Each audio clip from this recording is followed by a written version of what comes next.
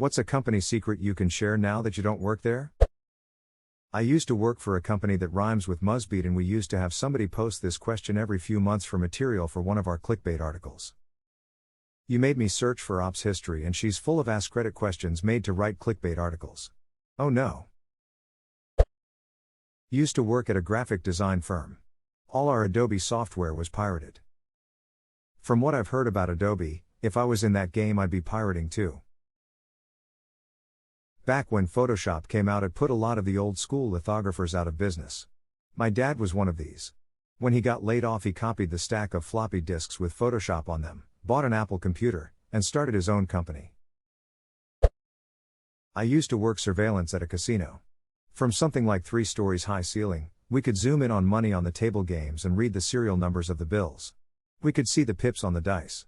Policy was to not look down blouses.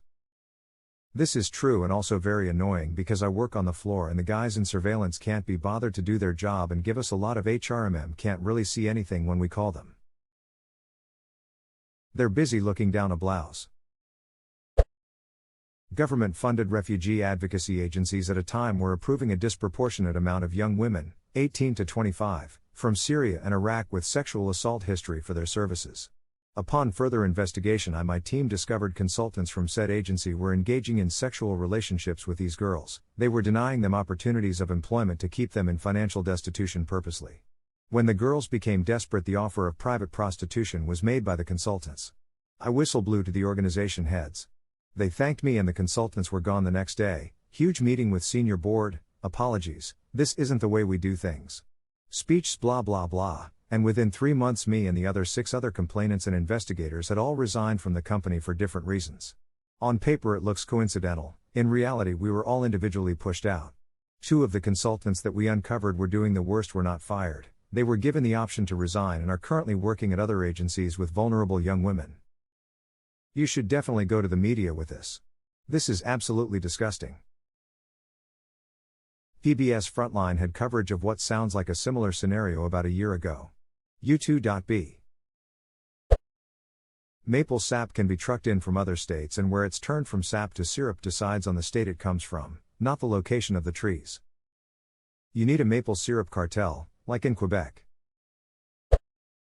Inbound call center, though we are currently experiencing an unusually high call volume, message is permanent.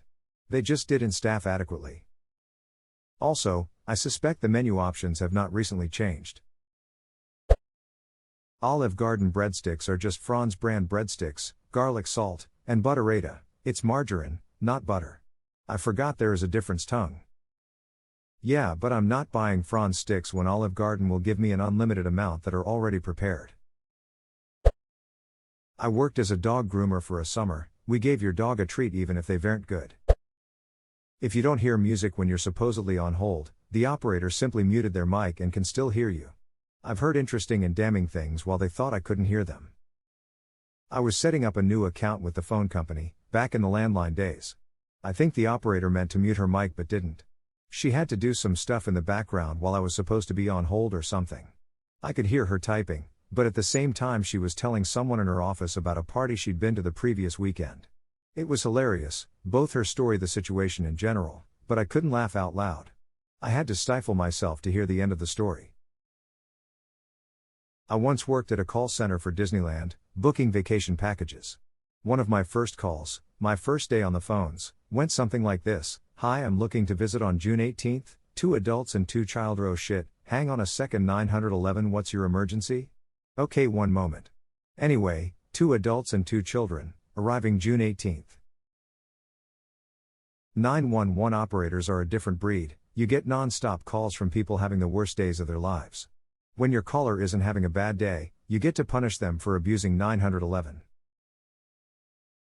One time my car was towed and I called the police station to find out which tow lot it was taken to. The dispatcher told me to just call 911. I protested twice but he insisted it was the only way. The 911 operator was obviously not happy with me and I politely told her that I too didn't want to be doing what I was doing. That's when the operator told me to hold on and then 3-way called the police department and I got to hear her chew the dispatcher out for directing non-emergencies to 911. It was hilariously amazing. Worked in insurance, Hundreds of people have access to your SSN with no security clearance or background check. The same is true of every our office in existence. Had my identity stolen 20 plus years ago due to bad hour security.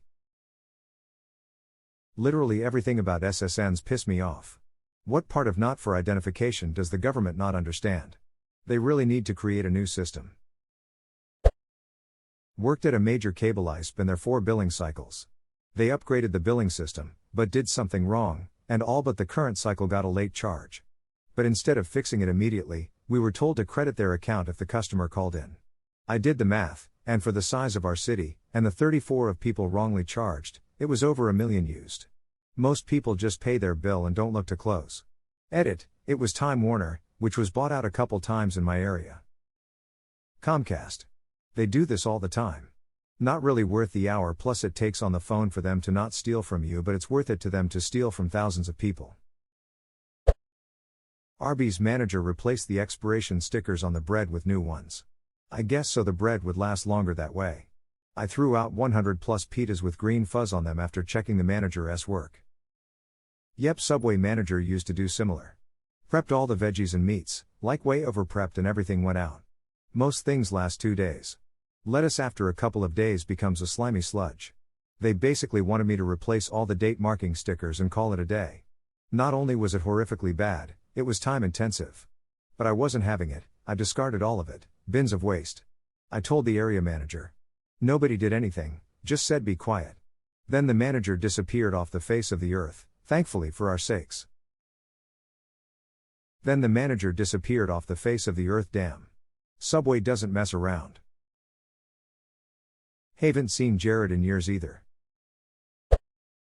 I worked for a large construction company and the sales guys would intentionally omit items from contracts because they received incentives for what would then become a change order.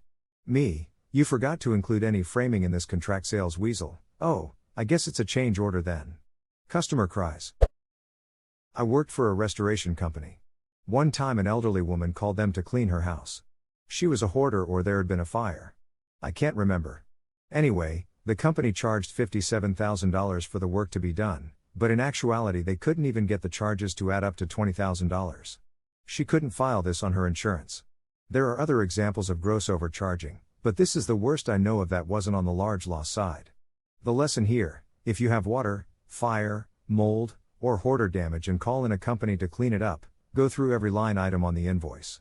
Every single one. I had a mold remediation and I did go through every line item and made them explain to me the reasoning of their charges. It ended up knocking off around $3,000. I had someone quote me $10K plus for black mold and it wasn't even black mold. Also, the way they were trying to terrify me about black mold was insane. They freaked me out bad enough that I didn't go back home that night and made a doctor's appointment for my kids first thing the next morning to check on them. That was when my doctor told me that black mold was only dangerous for people who are predisposed to being allergic to it.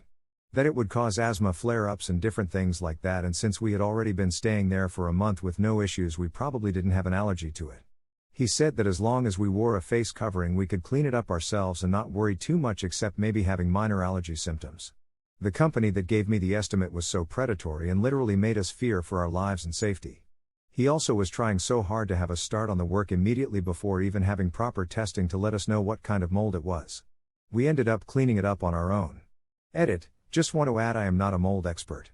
The advice my doctor gave us was based on our situation. Not all situations. Your luggage at an airport isn't really handled with care. I worked baggage at an airport. Nothing is handled with care. If it's marked fragile, your only hope is nice baggage handlers. You should avoid packing breakable things at all costs. Edit. Not totally true. I never had one, but we were trained on how to properly handle a casket. The training was be very careful, don't drop it, and for the love of God, don't sit on it like it's a horse. True story. That's what our boss said. Don't sit on it like it's a horse. That's a warning that exists because someone's done it before.